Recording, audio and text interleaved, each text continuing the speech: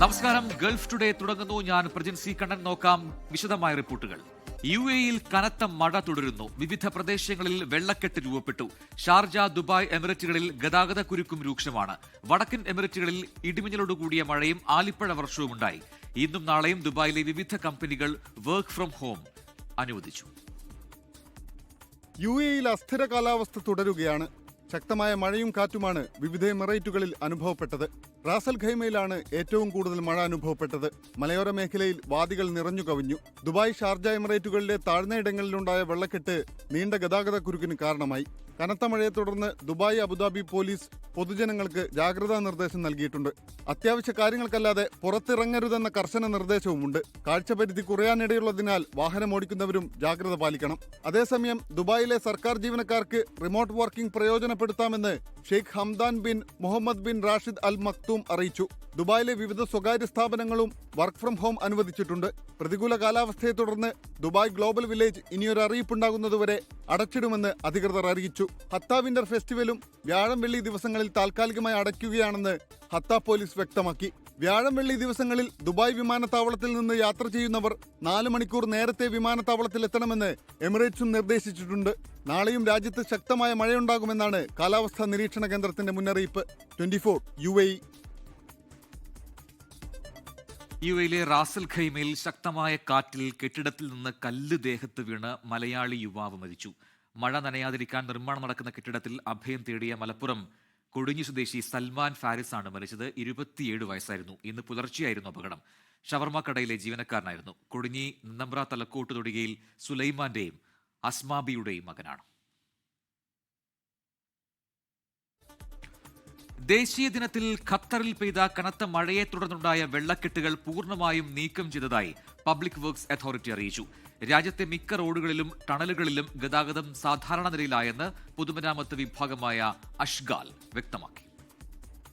ദേശീയ ദിനമായി ഇന്നലെ രാജ്യത്തിന്റെ ഒട്ടുമിക്ക പ്രദേശങ്ങളിലും കനത്ത മഴയാണ് ലഭിച്ചത്. മഴയെ തുടർന്ന് പല പ്രദേശങ്ങളിലും വെള്ളക്കെട്ട് രൂപപ്പെടുകയും ഗതാഗത തടസ്സം അനുഭവപ്പെടുകയും ചെയ്തതിനാൽ ദേശീയ ദിനാഘോഷങ്ങൾക്കായി പുറത്തിറങ്ങിയവർ മണിക്കൂറുകളോളം വഴിയിൽ കുടുങ്ങി. ലുസൈൽ സ്റ്റേഡിയത്തിൽ ഫിഫ അറബ് കപ്പ് ഫൈനൽ കൂടി നടക്കുന്നതിനാൽ ഫുട്ബോൾ ആരാധകരും വെള്ളക്കെട്ടുണ്ടാക്കിയ ഗതാഗത തടസ്സത്തെ മറികടന്നാണ് സ്റ്റേഡിയത്തിലെത്തിയത്. അതേസമയം പൊതുമരാമത്ത് വിഭാഗമായ അഷ്ഗാലിൽ നിന്നുള്ള ഫീൽഡ് സംഘങ്ങൾ സ്ഥലത്തെത്തി മണിക്കൂറുകൾക്കകം വെള്ളക്കെട്ടുകൾ നീക്കം ചെയ്യുകയായിരുന്നു. ഇതേ തുടർന്ന് ഏതാനും മണിക്കൂറുകൾക്കകം തന്നെ രാജ്യത്തെ മിക്ക റോഡുകളിലും ടണലുകളിലും ഗതാഗതം സാധാരണ നിലയിലാക്കിയതായി അഷ്ഗാൽ അറിയിച്ചു. കാലാവസ്ഥാ വ്യതിയാനം നിരീക്ഷിച്ച നിമിഷം മുതൽ തന്നെ എല്ലാ മുൻകരുതൽ നടപടികളും നടപ്പാക്കിയതായും അഷ്ഗാലിന്റെ സീവറേജ് വിഭാഗം എഞ്ചിനീയർ മുഹമ്മദ് അൽ ഖുബൈസി പറഞ്ഞു. മുനിസിപ്പാലിറ്റികളുമായും ജനറൽ ഡയറക്ടറേറ്റ് ഓഫ് ട്രാഫിക്കുമായും ഏകോപിപ്പിച്ച് ഫീൽഡ് ടീമുകൾ 24 മണിക്കൂറും പ്രവർത്തിച്ചതായും അദ്ദേഹം കൂട്ടിച്ചേർത്തു. കാലാവസ്ഥാ റിപ്പോർട്ട് പ്രകാരം അൽഖരാനയിൽ 90.4 മില്ലിമീറ്റർ, അൽ വക്രയിൽ 80.1 മില്ലിമീറ്റർ, അബു സംറയിൽ 71.5 മില്ലിമീറ്റർ എന്നിങ്ങനെയാണ് മഴ രേഖപ്പെടുത്തിയത്. വെള്ളം നീക്കം ചെയ്യുന്നതിനായി 371-ലധികം വാട്ടർ ടാങ്കർ ട്രക്കുകളും 44 മൊബൈൽ പമ്പുകളും വിന്യസിച്ചിരുന്നു. ലുസൈൽ സ്റ്റേഡിയവും ഖലീഫ ഇന്റർനാഷണൽ സ്റ്റേഡിയവും ഉൾപ്പെടെയുള്ള പ്രദേശങ്ങളിൽ ഗതാഗതം സുഗമമാക്കാൻ പ്രത്യേക റാപ്പിഡ് റെസ്പോൺസ് ടീമുകൾ രംഗത്തിറങ്ങിയിരുന്നു. വെള്ളക്കെട്ടുമായി ബന്ധപ്പെട്ട് ലഭിച്ച 414 പരാതികളും 6 മണിക്കൂറിനകം പരിഹരിച്ചതായും അധികൃതർ അറിയിച്ചു. മുവൈതർ, ഇൻഡസ്ട്രിയൽ ഏരിയ, മൊബേരിക്ക്, അൽ വക്ര എന്നിവിടങ്ങളിലാണ് കൂടുതൽ വെള്ളക്കെട്ട് റിപ്പോർട്ട് ചെയ്തത്. മഴക്കാലത്ത് വാഹനമോടിക്കുമ്പോൾ ജാഗ്രത പാലിക്കണമെന്നും അടിയന്തര സാഹചര്യങ്ങളിൽ 88 എന്ന നമ്പറിൽ ബന്ധപ്പെടണമെന്നും അഷ്ഗാൽ പൊതുജനങ്ങളോട് അഭ്യർത്ഥിച്ചിട്ടുണ്ട്. വെള്ളക്കെട്ടുകളും ഗതാഗത തടസ്സവും ഒഴിവാക്കാൻ ഫീൽഡ് ടീമുകൾ ഇപ്പോഴും 24 മണിക്കൂറും സജ്ജമാണെന്നും അധികൃതർ വ്യക്തമാക്കി. അൻവർ പാലേരി, 24 ദോഹ. കുവൈറ്റിൽ പെട്രോളിയം ഉൽപ്പന്നങ്ങൾ മോഷ്ടിച്ച് വിദേശത്തേക്ക് കടത്തുന്ന സംഘത്തെ ആഭ്യന്തര മന്ത്രാലയം പിടികൂടി.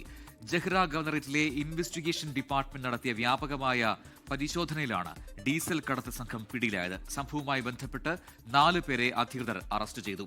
അൽ അബ്ദാലിയയിലെ ഒരു ഫാമിൽ ഒളിപ്പിച്ച നിലയിൽ നിരവധി കണ്ടെയ്നറുകളും കണ്ടെത്തി. പ്രതികളെ കൂടുതൽ അന്വേഷണത്തിനായി ബന്ധപ്പെട്ട വകുപ്പുകൾക്ക് കൈമാറിയിരിക്കുകയാണ്. കുവൈറ്റിൽ വാഹനാപകടത്തിൽ മലയാളിക്ക് ദാരുണാന്ത്യം. കൊല്ലം ഓച്ചിറ സ്വദേശി ശശിധരനാണ് മരിച്ചത്. 69 വയസ്സായിരുന്നു. മൃതദേഹം നാട്ടിലെത്തിക്കുന്നതിനുള്ള നടപടിക്രമങ്ങൾ പുരോഗമിക്കുന്നതായി കലാ കുവൈറ്റ് അറിയിച്ചു. ഡാലസ് ഭരതകലാ തിയേറ്റർ അവതരിപ്പിച്ച എഴുത്തച്ഛൻ നാടകം പ്രേക്ഷകരുടെ കയ്യടി നേടി അമേരിക്കൻ നാടകവേദികളിൽ ജൈത്രയാത്ര തുടരുന്നു. 2023 മുതൽ അമേരിക്കയുടെ വിവിധ സംസ്ഥാനങ്ങളിൽ ഇതിനോടകം നാടകം അവതരിപ്പിച്ചു കഴിഞ്ഞു. കേരളത്തിലും എഴുത്തച്ഛൻ നാടകം അവതരിപ്പിക്കാൻ അവസരം ലഭിച്ചതായി സംഘാടകർ അറിയിച്ചു. പുതുവർഷത്തോടനുബന്ധിച്ച് ദുബായിലെ സർക്കാർ മേഖലയ്ക്ക് ജനുവരി 1 പൊതു അവധി പ്രഖ്യാപിച്ചു. ദുബായ് ഗവൺമെന്റ് ഹ്യൂമൻ റിസോഴ്സ് ഡിപ്പാർട്ട്മെന്റാണ് സർക്കുലർ പുറത്തിറക്കിയത്. ജനുവരി 2 ഔദ്യോഗികമായി പ്രവൃത്തി ദിവസമാണെങ്കിലും റിമോട്ട് വർക്കിംഗ് സംവിധാനവും പ്രയോജനപ്പെടുത്താം. എന്നാൽ ഷിഫ്റ്റ് അടിസ്ഥാനത്തിൽ ജോലി ചെയ്യുന്നവർക്കും പൊതുജന സേവന മേഖലകളിൽ പ്രവർത്തിക്കുന്നവർക്കും ഇത് ബാധകമല്ല. സേവനങ്ങൾ തടസ്സമില്ലാതെ ലഭ്യമാക്കുന്നതിനായി ഇത്തരം സ്ഥാപനങ്ങൾക്ക് അവരുടെ പ്രവർത്തന സ്വഭാവത്തിനനുസരിച്ച് ജോലി സമയം ക്രമീകരിക്കാമെന്നും സർക്കുലറിൽ വ്യക്തമാക്കുന്നു. ഡൽഹിയിലേക്ക് സ്ഥലം മാറിപ്പോകുന്ന ജിദ്ദ ഇന്ത്യൻ കോൺസുലേറ്റിലെ പ്രസ് കോൺസുൽ മുഹമ്മദ് ഹാഷിമിന് ജിദ്ദ ഇന്ത്യൻ മീഡിയ ഫോറം യാത്രയയപ്പ് നൽകി. ജിദ്ദയിലെ ഇന്ത്യൻ പ്രവാസികൾക്ക് ആവശ്യമായ ഔദ്യോഗിക വിവരങ്ങൾ മാധ്യമ സ്ഥാപനങ്ങൾ വഴി കൈമാറുന്നതിൽ മുഹമ്മദ് ഹാഷിം നൽകിയ സേവനങ്ങൾക്ക് മീഡിയ ഫോറം ഭാരവാഹികൾ നന്ദി പറഞ്ഞു. ജിദ്ദയിലെ മാധ്യമ സമൂഹം മാതൃകാപരമായ പ്രവർത്തനങ്ങളാണ് കാഴ്ചവെക്കുന്നതെന്നും പ്രവാസികൾക്ക് ഇതേറെ ഗുണകരമാണെന്നും മുഹമ്മദ് ഹാഷിം വ്യക്തമാക്കി. Jeddah Indian media forum general secretary Gafoor Kondotty ഉപഹാരം കൈമാറി. KC ഗഫൂർ, വഹീദ് സമാൻ, NM സ്വാലിക് തുടങ്ങിയവർ യാത്രയപ്പ് ചടങ്ങിൽ പങ്കെടുത്തു. ശബരിമല സ്വർണ്ണക്കൊള്ളയിൽ അറസ്റ്റിലായ സ്മാർട്ട് ക്രിയേഷൻ CEO പങ്കജ് ഭണ്ഡാരിയും സ്വർണ്ണ വ്യാപാരി ഗോവർദ്ധനും റിമാൻഡിൽ.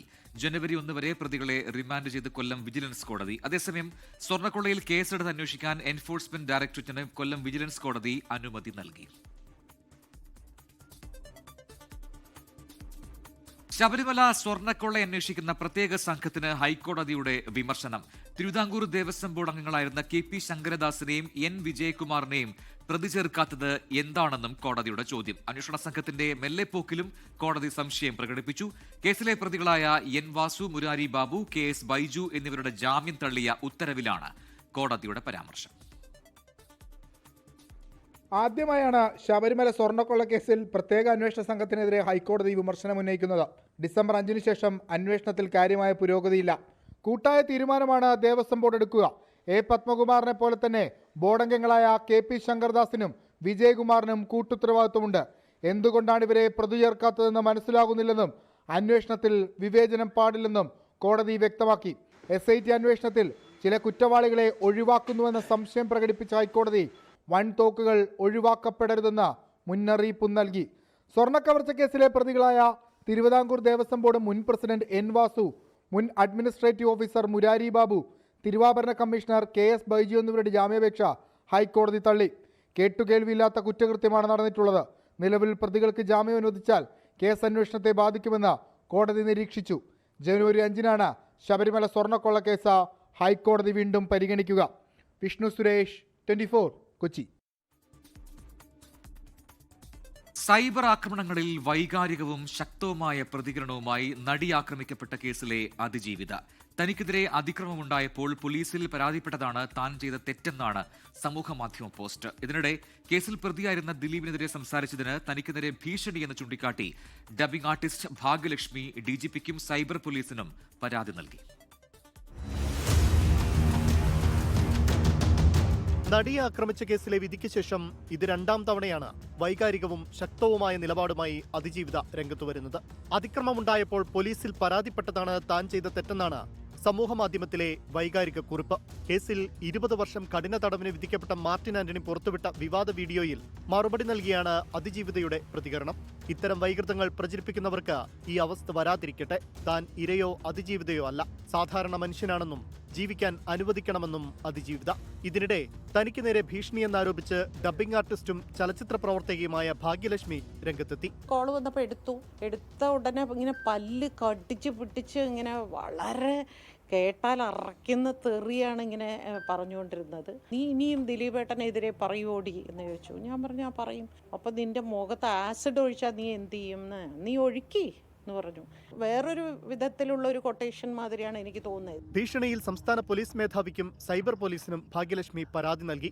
അതേസമയം ദിലീപ് ഉൾപ്പെടെ 4 പേരെ വെറുതെ വിട്ട വിധിയിൽ ഉടൻ അപ്പീൽ നൽകുമെന്ന് കേസിലെ special public prosecutor advocate V Ajakumar പറഞ്ഞു. 24, കൊച്ചി. 30ാമത് കേരള രാജ്യാന്തര ചലച്ചിത്രമേളയുടെ സമാപന ചടങ്ങിൽ കേന്ദ്ര സർക്കാരിനെതിരെ രൂക്ഷ വിമർശനവുമായി മുഖ്യമന്ത്രി പിണറായി വിജയൻ.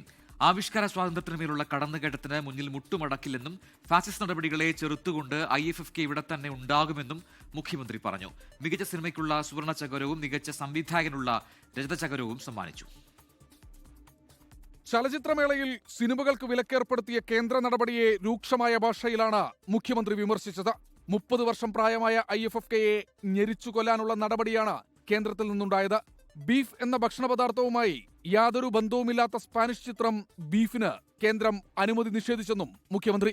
ബീഫ് എന്ന പേരിലുള്ള സ്പാനിഷ് സിനിമയുടെ പ്രദർശന അനുമതി അവർ നിഷേധിച്ചു. എന്താണ് കാരണം?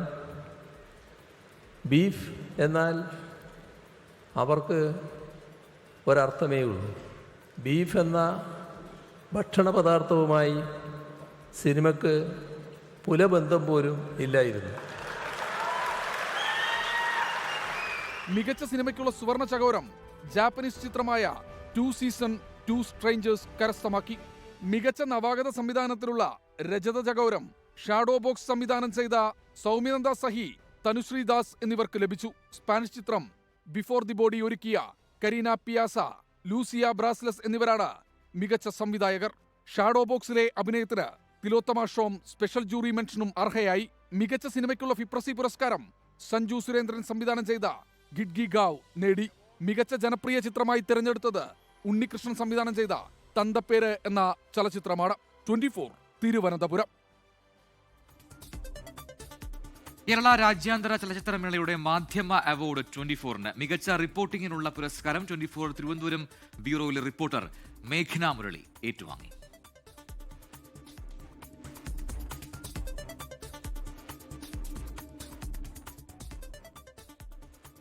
മലപ്പുറം തിരൂരിൽ ലേണേഴ്സ് ടെസ്റ്റിന്റെ പേരിൽ വൻ അഴിമതി. പണം വാങ്ങി ലേണേഴ്സ് ടെസ്റ്റിൽ ജയിപ്പിച്ചതായി വിജിലൻസിന്റെ കണ്ടെത്തൽ. ചോദ്യങ്ങൾ കഠിനമാണെന്ന് തെറ്റിദ്ധരിപ്പിച്ചായിരുന്നു തട്ടിപ്പ്. തിരൂർ സബ് ആർടി ഓഫീസിലും നടക്കുന്നത് ലേണേഴ്സ് പരീക്ഷ തന്നെയാണ്. പക്ഷേ ഇവിടെ ചോദിക്കുന്നത് ട്രാഫിക് നിയമങ്ങളല്ല, എത്ര പണം കൊടുക്കാം എന്നുള്ളതാണ്. ജോയിന്റ് RTO നേരിട്ട് നടത്തേണ്ട ലേണേഴ്സ് ലൈസൻസ് പരീക്ഷയിൽ അപേക്ഷകരിൽ നിന്ന് 5000 മുതൽ പണം വാങ്ങിയാണ് തിരൂർ RTO ഓഫീസിൽ വിജയിപ്പിച്ചു വിടുന്നത്. വിദേശ രാജ്യങ്ങളിൽ ഡ്രൈവിംഗ് ലൈസൻസ് ഉള്ളവർക്കായി നടത്തുന്ന പരീക്ഷയിലാണ് വ്യാപക ക്രമക്കേട് നടന്നത്. ഈ വിഭാഗത്തിൽപ്പെടുന്നവർക്ക് ലേണേഴ്സ് പരീക്ഷയിൽ വിജയിച്ചാൽ മാത്രം മതി. നാട്ടിൽ സ്ഥിര ലൈസൻസ് എടുക്കാൻ വാഹനം ഓടിച്ച് കാണിക്കേണ്ടതില്ല. ഈ ഇളവാണ് ഏജന്റുമാരും ചില ഉദ്യോഗസ്ഥരും ചേർന്ന് പണം കൊയ്യാനുള്ള വഴിയാക്കിയതെന്ന് വിജിലൻസ് പറയുന്നു. പരീക്ഷ എഴുതാതെ തന്നെ ലൈസൻസ് ലഭിച്ച 2 പേരെ വിജിലൻസ് പിടികൂടി. പരീക്ഷ എഴുതിയിട്ടില്ലെന്നും ലൈസൻസിനായി പണം നൽകിയതായും ഇവർ മൊഴി നൽകിയിട്ടുണ്ട്. 150 രൂപ മുതൽ ഫീസുള്ളതും ലളിതമായ ചോദ്യമുള്ളതുമായ പരീക്ഷ കഠിനമാണ് എന്ന് അപേക്ഷകരെ തെറ്റിദ്ധരിപ്പിച്ചാണ് 5000 രൂപ മുതൽ പിരിച്ചെടുത്തത്. പലരും പരീക്ഷാ ദിവസം RTO ഓഫീസിൽ പോലും എത്തിയില്ല. ഏജന്റുമാർ പണം എത്തിച്ച് നൽകുന്നതായിരുന്നു രീതി. നേരത്തെയും തിരൂർ RTO ഓഫീസിൽ ക്രമക്കേട് വിജിലൻസ് കണ്ടെത്തിയിരുന്നു. ഇത് ഒറ്റപ്പെട്ട സംഭവമല്ലെന്ന് ഈ പരിശോധന വീണ്ടും വ്യക്തമാക്കുന്നു. വിജിലൻസ് CI P ജ്യോതീന്ദ്രകുമാറിന്റെ നേതൃത്വത്തിൽ നടന്ന പരിശോധനയിലാണ് ലൈസൻസ് തട്ടിപ്പിന്റെ കഥ പുറത്തായത്. ആരാണ് ഈ തട്ടിപ്പിന് ഉത്തരവാദി? ഉദ്യോഗസ്ഥരോ അതോ ഏജന്റുമാരോ? അല്ലെങ്കിൽ 2 പേരും ചേർന്നുള്ള ഒരു സംഘമോ? ആരായാലും ഉടൻ തന്നെ കേസെടുത്ത് തുടർ നടപടി സ്വീകരിക്കാനാണ് വിജിലൻസിന്റെ തീരുമാനം. സമീർ ബിൻ കരീം, 24 തിരൂർ.